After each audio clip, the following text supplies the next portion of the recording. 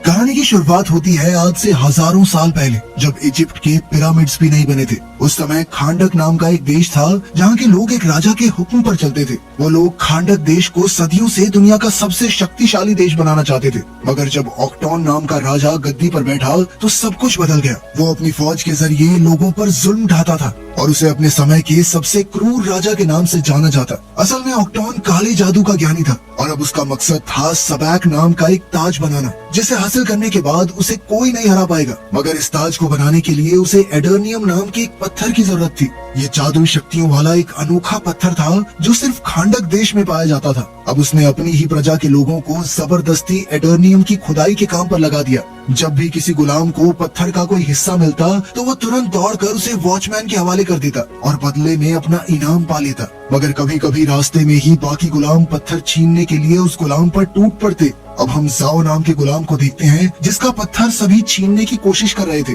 तभी हारू नाम का लड़का उसे बचाने आया और उसे सही सलामत एक फौजी के पास लेकर गया। मगर जब जाओ ने इसके बदले में इनाम मांगा तो अचानक उस फौजी ने जाओ के पेट में चाकू घोंपकर उसे पहाड़ी से नीचे फेंक दिया। इतना खतरनाक मंजर देखकर हारू की रूह कांप गई और उसके पिता उसे वहाँ से खींचकर दूर ले गए। हारू हमेशा से अपने लोगों को इस गुलामी की जिंदगी से आजादी दिलाना चाहता था, पर उसके पिता टेथ एडम ने उसे हीरो ना बनने की सलाह दी, क्योंकि उसकी तरह बगावत करने वाले सभी लोग कब्रिस्तानों में दफन पड़े थे। खैर, हारू ने फिर भी पूरे देश को इकट्ठा करके क्रूर राजा को हराने का फैसला कर लिया था। अचानक उसने दौड़कर उस फौजी के हाथ से एडर्नियम पत्थर चुरा लिया और अपने हाथों से आजादी का निशान बनाकर प्रजा के दिल में आजादी की चिंगारी जला दी। राजा ऑक्टोन ये अच्छे से जानता था कि ये छोटी सी चिंगारी जल्द ही जबरदस्त आग का रूप ले सकती है, इसलिए उसने हारू को पूरी प्रजा के सामने फांसी देने का हुक्म दिया। अपने अंतिम समय में भी हारू आजादी का नारा लगाता रहा, मगर जैसे ही उसका सर धड़ से अलग होने वाला था तो अचानक एक चमत्कार हुआ।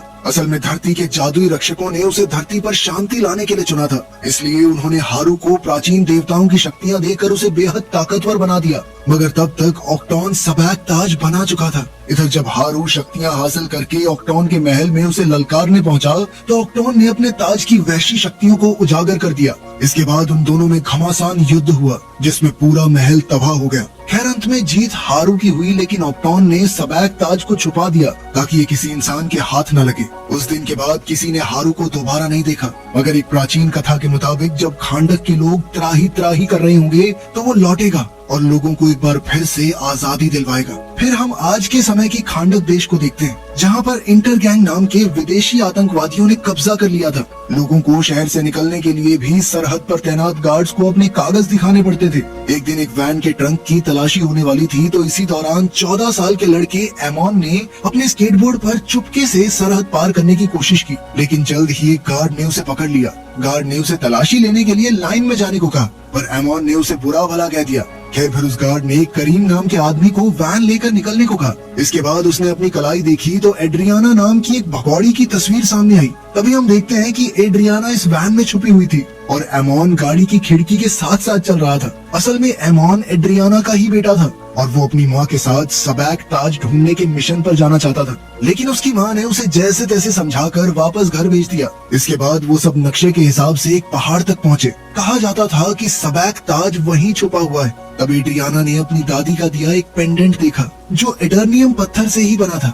इस पर उसके साथ ही समीर ने कहा कि अगर वो इस पत्थर को चोर बाजार में बेचे तो बहुत अच्छी कीमत मिलेगी। मगर ये उनके परिवार का एक पुश्तैनी पेंडेंट था जो सदियों से उनके परिवार में था और इसीलिए एड्रियाना को इसकी काफी अहमियत थी। फिर ड्राइवर करीम, जो एड्रियाना का भाई है, वो कहने लगा कि इसको तो पेंडेंट दे दिया, मुझे विरासत में मिला है पुराना कोट और गंजापन। खैर, पहाड़ पर पहुंचने के बाद तीनों ने ताज की खोज शुरू कर दी और इधर करीम रखवाली के लिए गाड़ी में ही रुक गया। जैसे ही वो सब पहाड़ में घुसे तो अचानक इस्माइल गायब हो गया और समीर उसे ढूंढने निकल पड़ा। वहीं बाहर करीम अपनी गाड़ी में बैठा गाने सुन रहा था कि अचानक उसने अपने सामने समीर को पहाड़ से नीचे गिरते देखा। करीम तुरंत उसकी मदद के लिए दौड़ा, मगर अचानक कई फौजियों ने उसे चारों ओर से घेर लिया। वहीं पहाड़ के अंदर इस्माइल अचानक एड्रियाना के सामने आ गया तो वो काफी डर गई। एड्रियाना ने उससे पूछा कि समीर कहाँ है, तो इस्माइल ने जवाब दिया कि समीर तो थोड़ी ठंडी हवा खाने गया। खैर, जल्द ही वो दोनों टेथ एडम की मजार तक पहुँचे। उससे थोड़ी ही दूर सबैक ताज मौजूद था और एड्रियाना ने दो बड़ी बड़ी चट्टानों के बीच कूदकर उस ताज को हासिल कर लिया। लेकिन उसी समय करीम को पकड़ने वाले फौजी अंदर आ गए और उन्होंने इस्माइल को गिरफ्तार कर लिया। तब इस्माइल ने चिल्लाकर एड्रियाना को भाग जाने को कहा पर फौजियों के लीडर ने करीम के सर पर बंदूक तान दी। अब अपने भाई की जान बचाने के लिए एड्रियाना ने खुद को उनके हवाले करने का फैसला किया। उसने डेथ एडम की मजार पर सर झुकाकर एक खास मंत्र बोला, जिसके बाद अचानक वहाँ तेज रोशनी का उजाला हुआ और एक रहस्यमयी आदमी उनके सामने प्रकट हुआ। उसने एक फौजी को उठाकर उसे अपनी शक्ति से बिजली के झटके देकर मार डाला।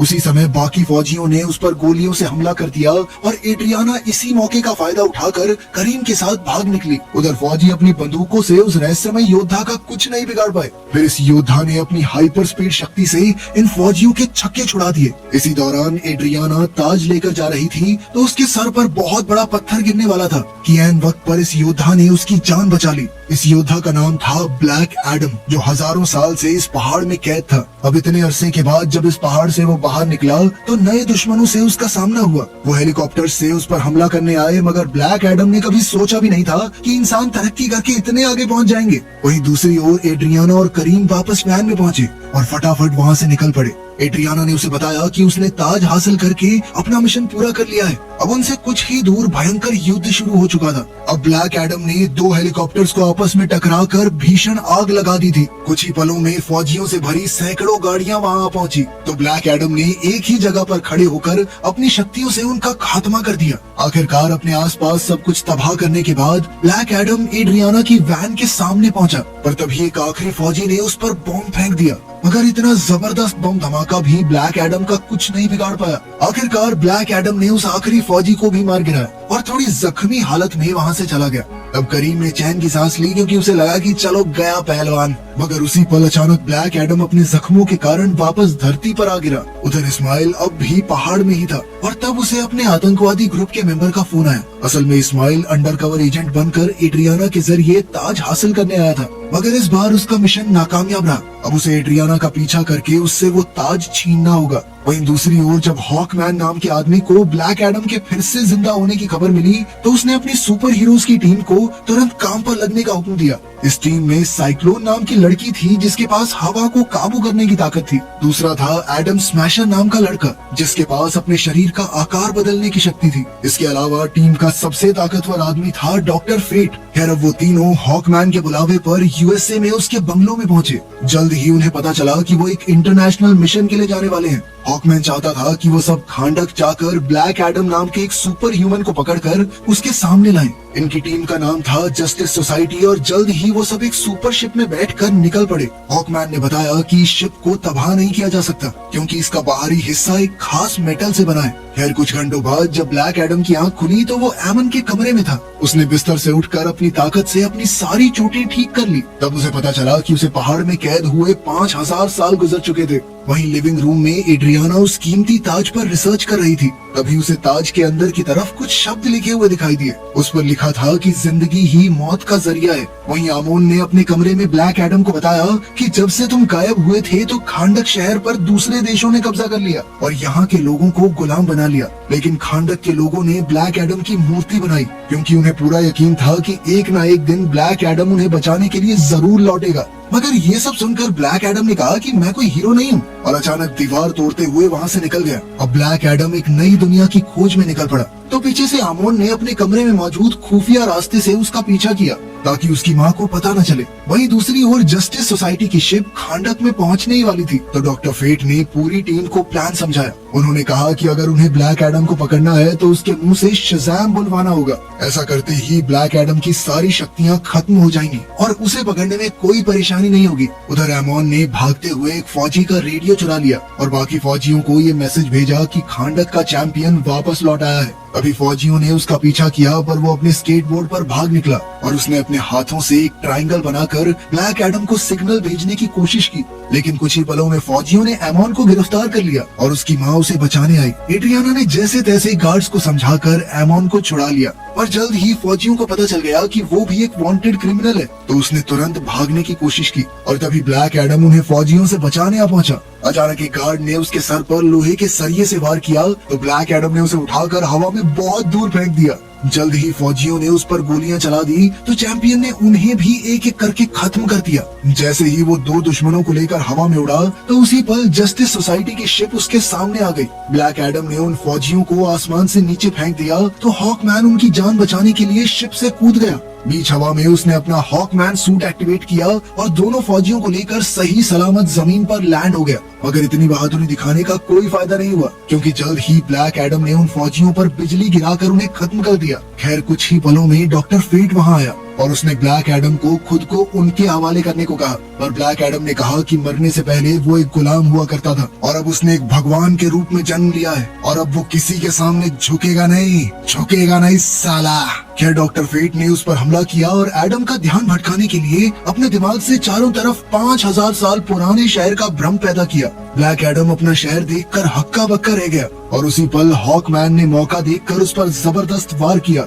अब ब्लैक एडम ने गुस्से में आकर हॉकमैन को जोरदार बिजली के झटके दिए और फिर हवा में ले जाकर पीटने लगा। तब डॉक्टर फेट ने उनके बीच में आकर ब्लैक एडम को वापस जमीन पर फेंक दिया। अब बारी थी साइक्लोन और एडम स्मैशर के हमले की। साइक्लोन ने अपनी शक्तियों से हवा में एक जबरदस्त बवंडर बनाया और इसी के जरिए ब्लैक एडम पर लोहे के सरियों से हमला करके उसे कैद करने की कोशिश की। मगर ब्लैक एडम इस हमले से भी आजाद हो गया तो डॉक्टर फेट ने फिर से उसे गिरफ्तार करने की कोशिश की। उसी समय साइक्लोन और हॉकमैन ने मिलकर ब्लैक एडम पर आखिरी हमला किया। इससे ब्लैक एडम गुस्से से लाल हो गया और उसने अपनी सारी शक्तियां एक साथ उजागर करके सभी दुश्मनों को एक ही बार में धूल चटा दी। ब्लैक एडम को लगा कि वो जीत चुका है, पर तभी एडम स्मैशर ने अपने भारी भरकम मुक्के से ब्लैक एडम की हड्डी पसली एक कर दी। पर जैसे ही ब्लैक एडम उठ खड़ा हुआ तो उसने एक ही मुक्के में एडम स्मैशर को बेहोश कर दिया। इसके बाद वहाँ के लोगों ने खुशी में ब्लैक एडम की जीत के नारे लगाए और ब्लैक एडम वहाँ से चला गया।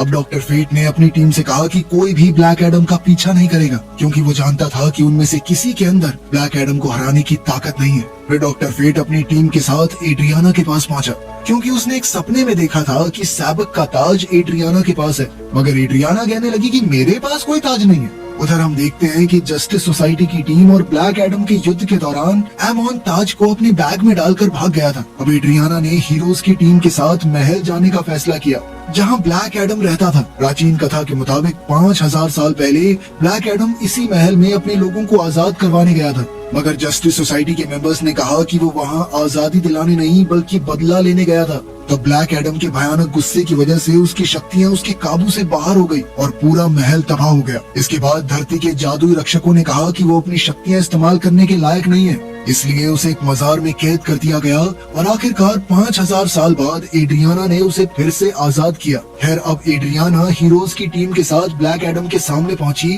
तो ब्लैक एडम ने उनकी बात सुनने का फैसला किया। वहीं दूसरी ओर जब एमॉन घर पहुंचा तो उसने देखा कि इस्माइल तो जिंदा था, तो उसे काफी हैरानी हुई। अचानक इस्माइल ने उस पर बंदूक तान दी और तब ये खुलासा होता है कि इस्माइल एक गद्दार था जो यहाँ ताज चुराने आया था। उसने आमून और करीम को जान की धमकी देकर अपना बैग उसके हवाले करने को कहा, मगर करीम इतना ताकतवर ताज इस्माइल जैसे खतरनाक आदमी के हाथ लगने नहीं दे सकता था। इसलिए करीम ने इस्माइल पर हमला बोल दिया और आमून को ताज के साथ भाग जाने को कहा। इसी चक्कर में करीम के पेट में गोली लग गई, पर तब तक आमून अपने कमरे के खुफिया रास्ते से भाग गया। वहीं ब्लैक एडम और जस्टिस सोसाइटी की मीटिंग के दौरान आमोन ने एड्रियाना को फोन किया और उसे सारी घटना की खबर दी। आमोन ने कहा कि इंटर गैंग हाथ धोकर उसके पीछे पड़ी है और अभी वो एक बिल्डिंग में छुपा हुआ है। तब एड्रियाना ने ब्लैक एडम से अपने बेटे को बचाने की गुजारिश की। ब्लैक एडम तुरंत उसे बचाने निकल पड़ा और वहाँ जाकर उसने देखा कि आतंकवादियों ने आमोन को गिरफ्तार कर लिया था। तब ब्लैक एडम ने उन्हें आमोन को रिहा करने को कहा तो आतंकवादी ने उसे हवा से ही नीचे फेंक दिया, पर ऐन वक्त पर ब्लैक एडम ने उसे बचा लिया। अब वो बाकी गुनहगारों को मारने के लिए निकला, पर इसी दौरान इस्माइल आमोन के सर पर बंदूक रखकर उसे अपने साथ ले गया। इस्माइल ने उसका बैग खोलकर पूछा कि ताज कहाँ है, पर आमोन अपना मुंह खोलने को राजी नहीं था। तब इस्माइल ने उसे बंदी बना लिया और जब ब्लैक एडम को इसका पता चला तो वो गुस्से से आग बबूला हो गया। इस्माइल ने आमोन को एक उड़ने वाली मोटरसाइकिल के ट्रंक में छुपा रखा था। वहाँ से आमोन ने अपनी माँ को फोन करके बताया कि इस्माइल ने उसे कैद कर लिया है। ये सुनकर जस्टिस सोसाइटी भी आमोन को बचाने के मिशन पर निकल पड़ी। ब्लैक एडम एक एक करके मोटरसाइकिल्स की तलाशी ले रहा था और साथ ही दुश्मनों का सफाया करता जा रहा था। तब हॉकमैन ने उसे इस तरह लोगों की जान लेने से रोका, लेकिन चैंपियन किसी से ऑर्डर्स लेने वालों में से नहीं था। आखिरकार ब्लैक एडम ने आखिरी मोटरसाइकिल की तलाशी ले ली और कहा कि अमोन इसमें भी नहीं है। असल में इस्माइल ने तो मोटरसाइकिल्स पर अपने आदमियों को ब्लैक एडम का ध्यान भटकाने के लिए भेजा था, जबकि वो खुद अमोन को लेकर एक ट्रक में फरार हो गया था। फिर उधर डॉक्टर फेट एड्रियाना के घर पहुंचा, क्योंकि वो जानता था कि ताज यहीं छुपा हुआ है। वहां जाकर उसने देखा कि करीम गोली से जख्मी होकर जमीन पर पड़ा था। करीम की हालत बेहद नाजुक थी और उसे लग रहा था कि उसका आखिरी समय आ गया है। पर तब डॉक्टर फेट ने उसे शांत होने को कहा। असल में वो भविष्य देख सकता था और उसने कहा कि करीम की मौत आज नहीं होगी, वो बिजली के झटके से मारा जाएगा। ये सुनकर करीम ने चैन की सांस ली, लेकिन अब उसे शायद इलेक्ट्रिशियन का काम छोड़ना होगा। फिर करीम का शिप में इलाज शुरू हुआ और इधर एड्रियाना अपने घर में डॉक्टर फेट को देखकर हैरान हो गई। फेट ने उसे विश्वास दिलाया कि वो और उसकी टीम अमोन को ढूंढ निकालेंगे। कुछ ही पलों में ब्लैक एडम और हॉकमैन भी वहां आ गए और वो अपने साथ इंटर गैंग के 2 गुंडों को लाए थे ताकि डॉक्टर फेट उनका दिमाग पढ़ सके। लेकिन तभी ब्लैक एडम उन्हें उड़ाकर आसमान में हजारों फीट ऊपर ले गया और उन्हें नीचे फेंकने की धमकी देकर उनसे सवाल पूछे। और अपने सवालों के जवाब पाने के बाद भी ब्लैक एडम ने उन्हें नीचे फेंक दिया। बेचारे हॉकमैन ने जैसे तैसे उन्हें गिरने से बचाया। अब भी ब्लैक एडम का मन उन्हें जीने देने का नहीं था। वो गुस्से में उनका खात्मा करने आया और हॉकमैन ने उस पर हमला कर दिया। इतनी जबरदस्त लड़ाई में पूरा घर तबाह हो गया और अचानक हॉकमैन को मुक्का मारने के चक्कर में सबाक ताज ब्लैक एडम के हाथ में आ गया। आखिरकार ताज को पाकर उन सब ने एक साथ मिलकर काम करने का फैसला किया ताकि वो इस ताज की शक्तियों की मदद से अमोन को बचा सके। फिर वो अपने मिशन पर निकल पड़े, पर तभी डॉक्टर फेट को भविष्य की झलक दिखाई दी कि आने वाले युद्ध में हॉकमैन की मौत हो जाएगी। अब फेट ने इसका खुलासा करते हुए कहा कि जल्द ही उन्हें एक दूसरे को अलविदा कहना होगा। फिर कुछ ही समय में वो अल हदीदिया पहाड़ों तक पहुंच गए और उन्होंने ऐसा प्लान बनाया जिसके जरिए वो अपने सभी टीम मेंबर्स की जान बचा सकें। फिर ब्लैक एडम ने समय आते ही वहां जबरदस्त हमला बोल दिया, जिसमें सैकड़ों की तादाद में सिपाही मारे गए। फिर उसका सामना इस्माइल से हुआ, पर वो उस पर हमला नहीं कर सकता था क्योंकि इस्माइल एडर्नियम से बने एक सुरक्षा कवच के अंदर था। जल्द ही बाकी टीम भी वहां आ पहुंची और जब एड्रियाना ने अपने बेटे के सर पर बंदूक देखी तो उसने ताज इस्माइल के हवाले करके उसकी जान बचाने का फैसला किया। आखिरकार सबैक ताज को हासिल करके इस्माइल ने खुलासा किया कि वो राजा ऑक्टोन का आखिरी वंशज है। अब इस ताज को पाकर वो खांडक का अगला राजा बनने को तैयार था। फिर उसने सबैक ताज पर लिखा मंत्र पढ़कर अपना सुरक्षा कवच बंद किया और अमोन पर गोली चला दी। मगर ऐन वक्त पर ब्लैक एडम ने अपनी सुपर स्पीड शक्तियों की मदद से अमोन को गोली लगने से पहले ही बचा लिया। इस दौरान ब्लैक एडम को इतना गुस्सा आ चुका था कि उसकी शक्तियां एक बार फिर बेकाबू हो गई और पूरा पहाड़ तबाह हो गया। खुशकिस्मती से जस्टिस सोसाइटी टीम के सुरक्षा कवच की बदौलत एड्रियाना और अमोन की जान बच गई,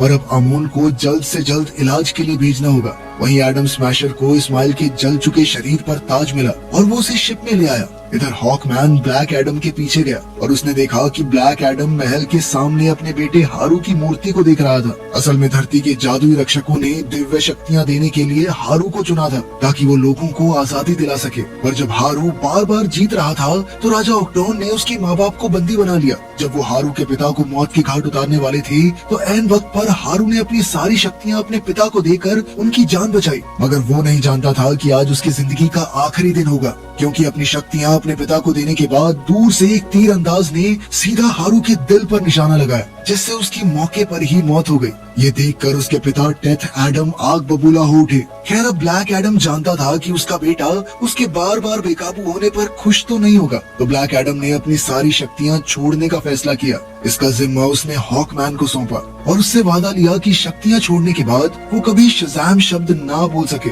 इसकी वजह ये थी कि बिना शज़ाम कहे ब्लैक एडम दोबारा कभी अपनी शक्तियां हासिल नहीं कर पाएगा। अब हॉकमैन उसे पानी के नीचे मौजूद एक लैब में ले गया और एमिलिया हारकोट नाम की एक साइंटिस्ट और उसकी टीम के हवाले कर दिया। एमिलिया ने हॉकमैन से वादा किया कि आज के बाद ब्लैक एडम के मुंह से एक भी शब्द नहीं निकलेगा। असल में वहाँ उसने कई और खूंखार लोगों को अपनी कैद में रखा हुआ था। लेकिन तभी हम देखते हैं कि शिप के मॉर्ग में इस्माइल की लाश में कुछ अजीबोगरीब हलचल हो रही थी। वहीं डॉक्टर फेट को बार बार एक ही झलक दिखाई दे रही थी। उसे समझ नहीं आ रहा था कि आखिर ये क्यों हो रहा है, जबकि उनका मिशन तो पूरा हो चुका है। डॉक्टर फेट को डर था कि अगर हॉकमैन की मौत हो गई तो जस्टिस सोसाइटी जल्द ही खत्म हो जाएगी। उधर इस्माइल को मारने के बाद एड्रियाना को ये यकीन नहीं हो रहा था कि उन्होंने इतनी आसानी से इस्माइल को कैसे हरा दिया। तभी उसे ताज पर लिखा मंत्र याद आया, जिसका मतलब था जिंदगी ही मौत का जरिया है। लेकिन मरने से पहले इस्माइल ने उल्टा मंत्र पढ़ा था, यानी उसने कहा था कि मौत ही जिंदगी का जरिया है। अब एड्रियाना ने तुरंत ताज को उल्टा किया तो उसे एहसास हुआ कि ताज को उल्टा करके उल्टा मंत्र पढ़ने से वो भी सच हो जाएगा। इसलिए इस्माइल ने मरने से पहले ये मंत्र पढ़ा था। तब जाकर एड्रियाना को समझ आया कि इस्माइल का तो प्लान ही ये था कि ब्लैक एडम उसे मार दे। इस तरह वो मरने के बाद फिर से जिंदा हो जाएगा और खांडक की गद्दी पर कब्जा कर लेगा। जैसे ही एड्रियाना ने ये गुत्थी सुलझाई तो ताज अचानक गायब हो गया और समुद्र की गहराइयों से सबैक जाग उठा। उसी समय हॉकमैन ने उस पर मिसाइल से हमला बोल दिया और सबैक ने उनकी शिप ही तबाह कर दी। आखिरकार जस्टिस सोसाइटी ने मिलकर सबैक को गद्दी पर बैठने से रोकने का फैसला किया, क्योंकि अगर ऐसा हुआ तो फिर उसे कोई नहीं हरा पाएगा। अब हॉकमैन ने अपने साथियों की मदद से सबैक को जख्मी कर दिया और जब सबैक ने उस पर हमला किया तो वो बेहोश होकर गिर पड़ा। तब डॉक्टर फेट को एहसास हुआ कि उसकी भविष्यवाणी सच होने वाली है, तो उसने महल के चारों तरफ एक सुरक्षा कवच बनाकर अपनी टीम को अंदर जाने से मना कर दिया। डॉक्टर फेट अपने जिगरी दोस्त हॉकमैन की जान बचाने के लिए अपनी जान की बाजी लगाने को तैयार था। आज पहली बार ऐसा मौका आया था जब वो ये नहीं बता पा रहा था कि भविष्य में क्या होने वाला है। इधर हॉकमैन अपने दोस्त को यूं ही जाने नहीं दे सकता था, इसलिए उसने सुरक्षा कवच तोड़ने की कोशिश की पर वो नाकामयाब रहा। वहीं डॉक्टर फेट अपनी टीम को बाहर छोड़कर सबैक को रोकने पहुंचा। उसे उम्मीद थी कि ब्लैक एडम सबैक को हराने में उसकी मदद करने आएगा। इस लड़ाई के दौरान डॉक्टर फेट ने ब्लैक एडम को सिग्नल भेजा कि सिर्फ वही सबैक को हरा सकता है। अब फेट ने अपनी शक्तियों से ब्लैक एडम को बेड़ियों से आजाद कर दिया तो वहाँ के गार्ड्स ब्लैक एडम को रोकने के लिए दौड़े, लेकिन अपनी शक्तियाँ खोने के बावजूद भी ब्लैक एडम गार्ड्स को हराकर समुद्र में कूद गया। उसी पल सबैक ने डॉक्टर फेट पर आखिरी वार किया, जिसके बाद महल का सुरक्षा कवच टूट गया। हॉकमैन को एहसास हुआ कि उसका दोस्त अपनी आखिरी सांसें गिन रहा है, तो वो तुरंत उसकी जान बचाने दौड़ा, लेकिन जब वो फेट के पास पहुंचा तो फेट मर चुका था। आखिरकार सबैक सिंहासन पर जा बैठा और एक जबरदस्त आग भड़क उठी, जिसके बाद वो खांडक का राजा बन गया। ऐसा करते ही पाताल से उसकी शैतानी फौज बाहर आई और आम लोगों पर हमला करने लगी। एड्रियाना उनका सामना करने को तैयार थी, पर तभी उसका भाई वैन में वहां आ गया। करीम को इन ज़ॉम्बीज़ का कोई डर नहीं था, क्योंकि डॉक्टर फेट ने कहा था कि वो बिजली के झटके से मरेगा। इधर एड्रियाना के कहने पर आमोन ने ज़ॉम्बीज़ से लड़ने के लिए आम लोगों की मदद मांगी। उधर ब्लैक एडम ने समुद्र से बाहर आकर शज़ैम बोला और उसी पल उसकी शक्तियाँ वापस आ गई। उधर सबैक ने अपना कब्जा करने के लिए हारू की मूर्ति गिरा दी और ये सीधा अमोन के ऊपर गिरने ही वाली थी कि ऐन वक्त पर ब्लैक एडम ने आकर उसे बचा लिया। इसके बाद वो सीधा सबैक का मुकाबला करने पहुंचा और हॉकमैन की जान बच गई। उसी समय ब्लैक एडम और सबैक के बीच घमासान युद्ध शुरू हो गया। कुछ ही पलों में सबैक उस पर भारी पड़ने लगा तो हॉकमैन ने बीच में आने का फैसला किया।